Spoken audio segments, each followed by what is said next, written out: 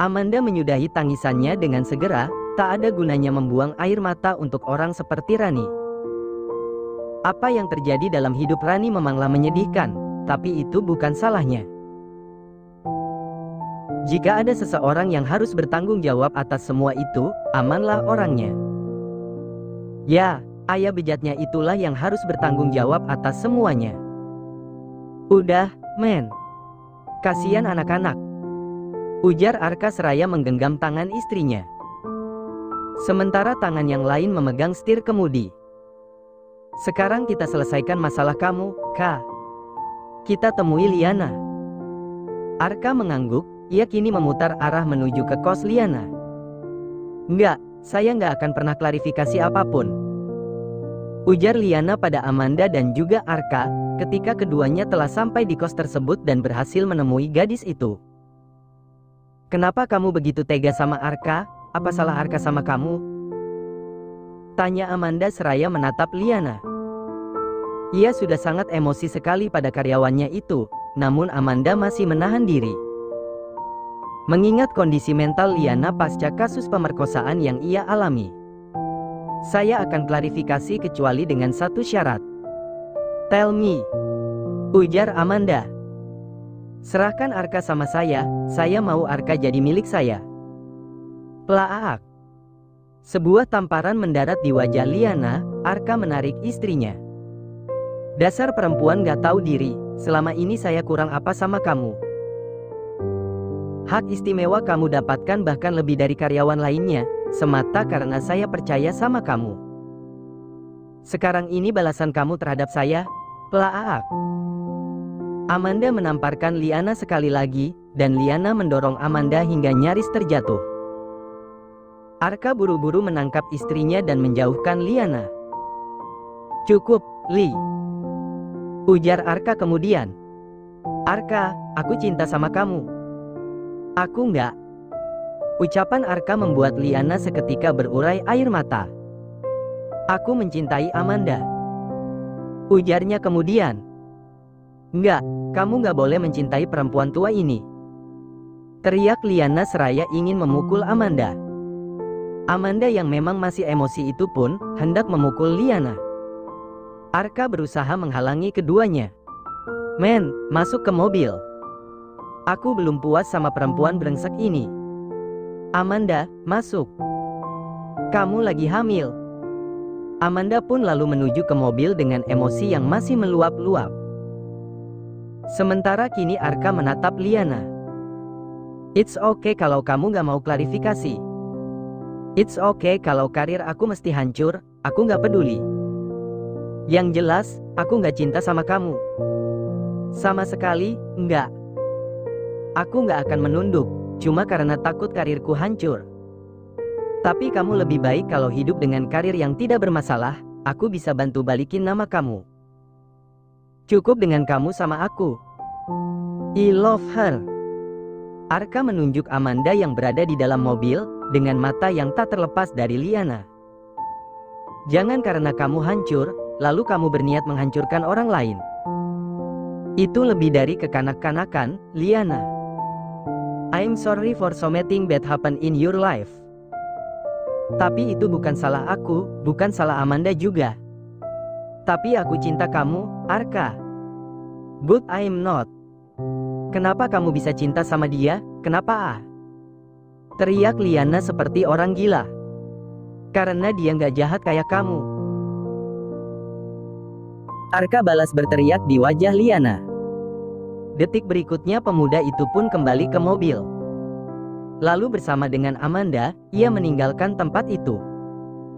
Sementara Liana kini menangis terseduh-seduh. Men, udah ya. Arka mengelus perut istrinya kemudian menggenggam tangan wanita itu, sementara tangan lainnya kini memegang setir kemudi. Amanda mengangguk. Tak lama kemudian, Amanda teringat belum membayar beberapa tagihan. Ia pun meraih handphone dan mencoba membayar beberapa tagihan melalui internet banking. Satu transaksi gagal, Amanda mencobanya lagi. Namun lagi-lagi gagal, bahkan hingga berulang kali. Amanda mencoba akun banknya yang lain, namun tetap tidak bisa. Halo. Amanda menelepon call center bank yang bersangkutan, dan dalam waktu sekejap ia pun terdiam.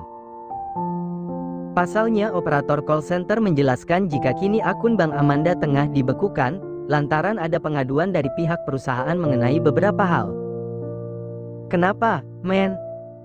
Tanya Arka yang melihat istrinya begitu resah. Kak. Suara Amanda terisak. Kenapa?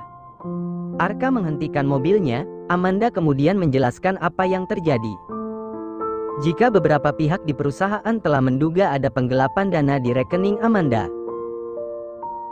Dana yang disinyalir adalah milik beberapa investor dan juga klien. Arka lalu memeluk istrinya itu. Men, kalau kamu ngerasa nggak bersalah, semua bisa dibuktikan, ujar Arka kemudian. Tak lama setelah itu, Mbak Arni menelpon Arka. Ia menjelaskan jika Arka diharuskan membayar denda penalti bagi perusahaan yang kini membatalkan kerjasamanya. Arka pun harus merelakan uang tabungannya. Ia mulai mentransfer sejumlah uang pada Mbak Arni. Karena limit transfer berbatas perharinya, Arka meminta tolong pada Mbak Arni untuk memakai uang manajemen terlebih dahulu, guna menutupi kekurangan. Ia berjanji akan mentransfernya keesokan hari melalui bank. Namun meskipun begitu, itu artinya tabungan Arka kini hanya tersisa 200.000 lagi. Sisanya adalah untuk membayar uang manajemen. Amanda dan Arka terdiam cukup lama di mobil, lalu wanita itu pun mengajak Arka untuk pergi ke rumah satunya. Di sana Amanda memberitahukan pada semua maidnya, bahwa mereka akan dinonaktifkan sementara. Sampai waktu yang tak bisa ditentukan. Ia ingat masih menyimpan uang cash di dalam brankas yang ada di rumah itu. Amanda pun menggunakan itu untuk membayar gaji para maid sekaligus untuk ongkos mereka pulang kampung. Para maid menangis dan memeluk Amanda satu persatu. Ada sebagian yang pulang, sebagian lain memilih bertahan meski mungkin mereka tak akan mendapatkan gaji untuk waktu yang lama. Usai menyelesaikan perkara di tempat tersebut, Amanda pulang ke penthouse dan menemui Pak Darwis. Amanda memberikan gaji Pak Darwis dan bermaksud menonaktifkan sementara supirnya itu. Namun Pak Darwis mengatakan, ia mau bekerja meski tak dibayar. Asalkan Amanda mengizinkannya memakai salah satu mobil, untuk menjadi driver taksi online. Amanda pun mengizinkan hal tersebut. Setelah semua dirasa usai, Amanda pun menangis terseduh-seduh. Dadanya begitu sesak demi menghadapi semua ini. Kenapa semua ini terjadi sama aku, Arka? Apa salah aku? Ujarnya seraya menangis. Men, udah. Sekarang kamu pasti mau ninggalin aku kan? Karena aku udah nggak punya apa-apa lagi. Aku udah bukan siapa-siapa lagi. Men, kamu akan ninggalin aku kan, Arka? Amanda, cukup. Arka sedikit membentak Amanda lalu memeluk wanita itu. Gak ada yang bakal ninggalin kamu, aku suami kamu dan masih. Amanda sesenggukan di dada Arka. Aku udah gak punya apa-apa lagi, Kak. Lihat, dari semua yang udah hilang di hidup kamu. Kamu masih punya penthouse ini, masih punya rumah, punya mobil dan punya aku. Amanda mempererat pelukannya. Coba tenang dulu, ini gak seburuk yang kamu lihat, masih banyak hal yang bisa kita syukuri. Setidaknya kita masih punya tubuh yang sehat, untuk berusaha lagi. Orang di luar sana nangis di bawah kolong jembatan, Amanda. Di depan emperan toko orang. Kita jauh lebih beruntung bisa menangis di sini, di tempat yang harganya miliaran. Tuhan masih baik sama kita. Amanda mulai menghapus air matanya. Dengerin aku. Arka memegang wajah istrinya. Kita sedang dalam frekuensi negatif, dan kita hanya akan menarik energi negatif serta kesedihan-kesedihan lainnya. Satu-satunya cara, kita harus stop dulu kesedihan ini. Supaya nggak ada kesedihan lain yang ikut masuk. Kamu paham Law of Attraction kan? Amanda mengangguk. Then, stop it now. Amanda buru-buru menghapus air matanya. Keduanya kembali berpelukan. Apa yang menimpa Arka dan Amanda kini mengundang perhatian para awak media. Pasalnya, Amanda dan Arka sama-sama merupakan orang yang cukup terkenal di bidangnya masing-masing. Amanda sendiri kerap warawiri tampil di berbagai media cetak maupun elektronik sebagai pebisnis dan motivator. Sehingga berita tentang masalah yang menimpanya soal perusahaan, kini seolah menjadi berita yang sangat diburu. Simpang siur mengenai fakta sekaligus penyebab dinonaktifkannya Amanda menjadi perbincangan hangat di mana-mana. Ada yang menduga-duga, ada yang dipelintir, digoreng dan dipoles sedemikian rupa agar mengundang kehebohan publik. "Bu, di bawah banyak awal media yang nyariin ibu," ujar Pak Darwis. "Tapi bukan nyariin Arka kan, Pak? Mereka nggak tahu Arka suami saya kan?" tanya Amanda khawatir. Ia takut jika sampai ketahuan, masalah ini malah akan melebar kemana-mana. "Kayaknya enggak, Bu. Cuma nyariin ibu." "Oh ya sudah." Amanda menutup teleponnya. "Kak, kayaknya kita jangan tinggal di sini dulu deh. Kemana kek kita? Ngontrak kek? Ngekos kek? Di bawah lagi banyak awak media yang nyariin aku." "Ya udah, kamu beresin baju dan lain-lain. Seadanya aja, abis itu kamu ikut aku." Amanda pun membereskan barang-barang dan juga bajunya, begitu pula dengan Arka. Tak lama kemudian, mereka turun ke bawah dan keluar lewat pintu alternatif. Sedang Pak Darwis dan security mengalihkan perhatian awak media tersebut. Arka membawa istrinya ke suatu tempat. Tepatnya pada sebuah rumah di sebuah kawasan kompleks perumahan yang cukup jauh dari keramaian kota. Arka memarkir mobilnya pada sebuah rumah minimalis bercat putih. "Rumah siapa ini, Kak?" tanya Amanda pada Arka yang kini membuka kunci pintu. "Ini rumah yang udah lama aku beli." Amanda menatap Arka. "Aku nyisihin uang honorku selama ini. Sisanya dibantu pakai uang manajemen." "Maksudnya, kamu hutang sama manajemen juga?" tanya Amanda. "Iya, ke developernya sudah cash. Tapi berhubung separuh uang cash itu pakai uang manajemen, jadi sertifikatnya masih ditahan sebagai jaminan. Makanya aku nggak bisa jual pas kepepet kemarin. Kok sertifikatnya ditahan? Bukannya kamu terikat kontrak sama mereka? Bisa aja kan mereka langsung potong uang honor kamu tanpa harus menahan sertifikat segala. Emang aturannya udah kayak gitu, lagi pula nggak cuma aku. Artis lain yang beli rumah dibantu manajemen, aturannya sama. Lagi pula pas lunas, nggak dipersulit kok. Yang udah-udah bisa dengan gampangnya ngambil sertifikat." Amanda mengangguk-anggukan kepala. "Mungkin karena kontrak bisa dilanggar kali ya, jadi orang manajemen kamu agak worry." Tukas Amanda. "Maip, dan lagi pula seandainya aku udah punya sertifikat, aku waktu itu pasti udah jual rumah. Dan aku nggak akan ketuk kamu." Tukas Arka. Amanda menghela nafas sambil tersenyum. "Balik lagi takdir dan jodoh," ujarnya kemudian. Arka tertawa. "Ayo masuk," ajak pria itu pada sang istri. Amanda berjalan perlahan seraya memperhatikan rumah mungil nan estetik tersebut. Rumah itu memiliki 2 lantai. Tetapi tak seluas rumahnya yang memiliki banyak maid. Namun bisa diperkirakan harganya cukup fantastis. Mengingat rumah di zaman sekarang, memang harganya kian melambung. Kisaran harga 800 juta hingga 2 miliar adalah hal yang wajar dan terbilang cukup murah.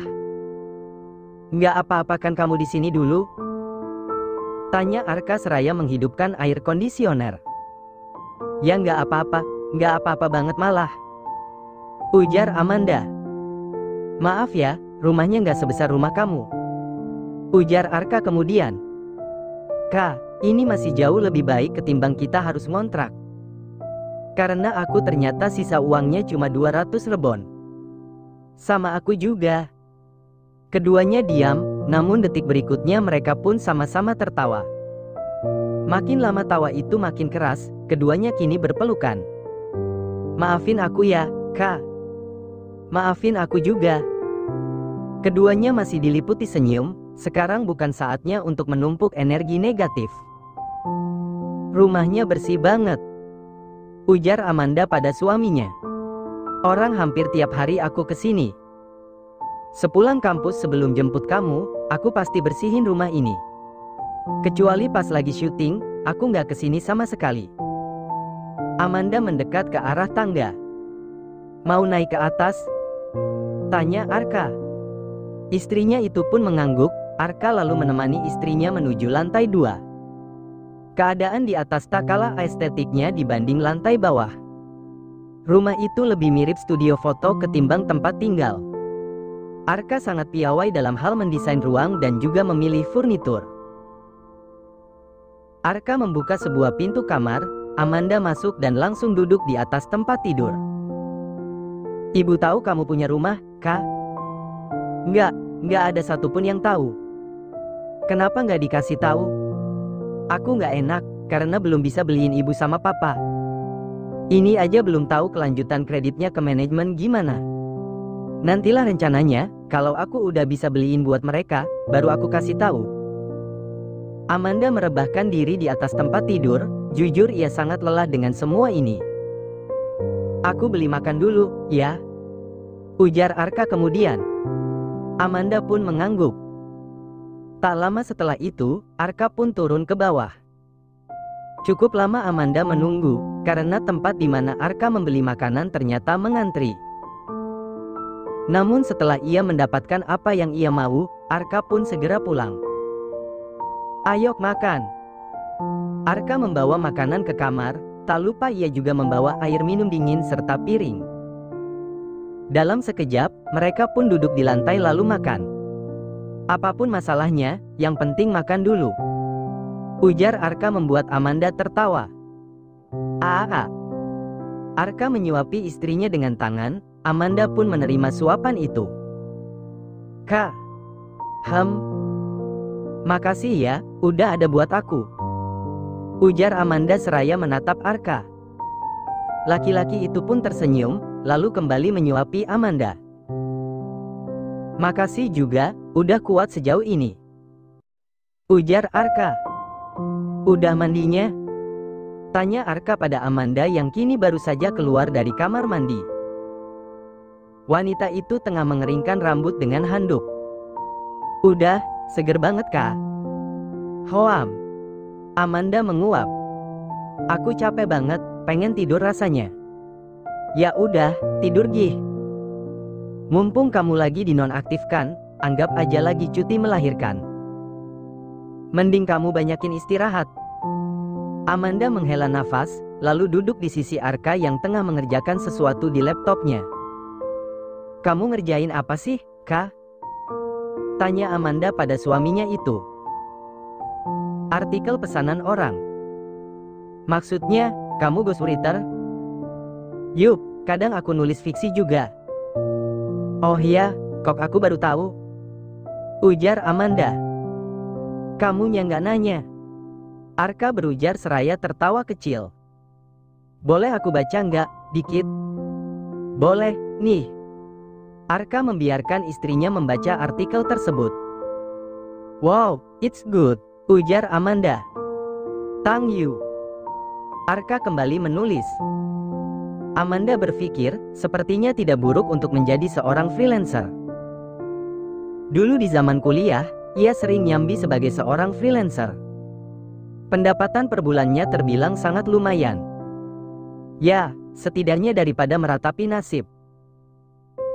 Lebih baik mulai bangkit dan berusaha, sambil mencari dan mengumpulkan bukti-bukti kejahatan yang telah dilakukan orang-orang kantor padanya. Amanda meraih laptop miliknya yang kebetulan ia bawa, lalu mulai mendaftarkan diri ke beberapa situs freelancer internasional. Ia lalu mengiklankan 2 di antara mobilnya untuk dijual di online marketplace. Ia membutuhkan sejumlah uang untuk beberapa keperluan. Toh masih ada 2 mobil lainnya lagi yang masih bisa ia gunakan. Tak lama kemudian, ia pun tertidur. Esok harinya, ia mulai mendapatkan respon dan pertanyaan dari calon klien. Setelah berbincang cukup lama, klien tersebut setuju untuk memakai jasa Amanda. Satu pekerjaan selesai, klien memberikan bintang 5 di akun milik Amanda, karena kepuasannya atas kinerja wanita itu. Selang 3 jam kemudian, sudah banyak yang memesan jasanya.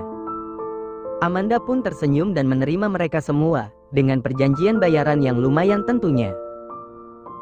Sementara Arka, hari itu dia melamar pekerjaan pada beberapa e-commerce. Meskipun ia belum lulus kuliah, namun ia masa bodoh. Toh ia memiliki banyak skill dalam berbagai bidang. Arka pun dengan penuh percaya diri menjalani sesi interview. Paling tidak berusaha saja dulu, itu yang ada di pikirannya. Diterima ataupun tidak, itu urusan belakang. Yang jelas selama menunggu gosip mereda serta nama baiknya pulih, ia tidak mau berdiam diri. Jeremy dan Philip sedang mengusahakan bagaimana caranya agar Arka bisa kembali bersih namanya. Karena itu sudah menjadi tanggung jawab manajemen yang menaungi. Lagi pula Arka sangat berbakat, mereka tak mungkin membuang potensi yang ada di dalam diri Arka begitu saja. Neng baru pindah? Seorang ibu-ibu bertanya pada Amanda, ketika mereka sama-sama menghadap ke arah tukang sayur seraya memilah-milah. Iya, Bu. Amanda menjawab sambil tersenyum. Hari ini karena di rumah saja, ia jadi ingin masak untuk suaminya. Neng teh, siapanya Mas Arka? Tanya ibu-ibu yang lainnya lagi. Saya istrinya, Bu. Hah, Mas Arka sudah punya istri? Tanya mereka serentak. Amanda mengangguk. Iya, Bu. Jawabnya kemudian. Nama Neng siapa? Amanda, Bu. Mereka pun lalu berbincang. Ibu-ibu di kompleks perumahan itu tampak begitu baik dan ramah. Amanda sendiri merasa nyaman berbincang dengan mereka, sampai kemudian ia pun pamit untuk masuk ke dalam. Neng Amanda, Neng. Neng Amanda. Iya, Bu. Amanda mematikan kompor ketika ia tengah memasak. Ia lalu pergi ke depan dan membuka pintu. Ada apa ya, Bu? Tanya Amanda. Ini, dari Ibu. Sebagai tanda perkenalan, kamu kan udah jadi tetangga. Ini dari Ibu, ini dari Ibu Yuli tetangga sebelah sana, ini dari Ibu Vena, yang depan, dari Bu Sita, Bu Dewi dan lain-lain. Waduh, Bu. Banyak sekali ini. Amanda menerimanya dengan penuh haru. Seumur-umur ia belum pernah hidup bertetangga. Di rumahnya bahkan tetangga tak pernah terlihat wujudnya. Apalagi di penthouse, semua serba individualis. Kalau ada apa-apa, panggil ibu aja. Ibu di sebelah, ya. Ibu nggak masuk dulu. Ibu lagi jaga cucu sambil masak. Ibu pulang ya, Neng. Makasih banyak ya, Bu. Sampaikan ke ibu-ibu yang lainnya juga. Iya. Setelah kepulangan tetangganya, Amanda menutup pintu. Ia membawa semua pemberian itu dan meletakkannya di atas meja. Ia tersenyum, lalu kembali ke dapur untuk memasak. Hari itu, Arka mampir sejenak ke rumah sakit. Rio sudah dipindahkan ke ruang rawat meski kondisinya masih koma. Bro, bangun. Gue butuh Elo. Ujar Arka seraya menahan tangis, namun gagal. Gue nggak bisa kalau lo nggak ada, Ri. Gue timpang. Gue harus ngadu ke siapa lagi, cuma Elo satu-satunya sahabat yang ngerti gue. Arka menyeka air matanya, lalu berlalu meninggalkan tempat itu. Tanpa Arka sadari, jari jemari Rio mulai bergerak. Bos Rani memulai hari pertamanya sebagai pemimpin baru di perusahaan. Ia memakai pakaian yang baru dibeli dari butik, tas mahal, serta sepatu mentereng. Ia juga minta difasilitasi mobil oleh kantor. Sejujurnya ini adalah kekesalan terbesar bagi sebagian orang di kantor tersebut. Mereka terus bertanya, bagaimana bisa Amanda memberikan mandat kepada orang seperti Rani? Hanya karena mereka berteman, lantas Amanda bisa menunjuk orang seenaknya. Mereka tidak mengetahui apa yang sesungguhnya telah terjadi. Yang mereka tahu hanyalah, saat ini Amanda dinonaktifkan karena kesalahannya sendiri dan Amanda menunjuk Rani sebagai pengganti sementara dirinya. Sementara beberapa petinggi lain yakin jika Rani hanyalah boneka yang digunakan oleh beberapa cepu yang ada di perusahaan ini. Mereka menduga ada beberapa orang lagi yang terlibat selain Rani. Tolong bawakan tas saya. Rani menyerahkan tasnya pada Nur, yang saat itu juga baru tiba di kantor. Nur amat sangat ingin menempeleng kepala Rani, seumur-umur ia bahkan tidak pernah disuruh-suruh oleh Amanda.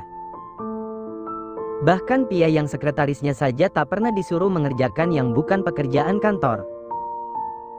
Amanda tak pernah memanfaatkan posisinya sebagai orang tertinggi di perusahaan, untuk kemudian bersikap sok princess atau ratu. Ia masih membawa tasnya sendiri. Kadang jika office boy sibuk, ia tak sungkan membuat minumannya sendiri. Tanpa harus menyuruh orang lain. Hah, sebel banget sih gue sama tuh orang. Gerutu Nur pada teman-temannya. Sabar, Nur. Kita mah apa tuh, cuma karyawan.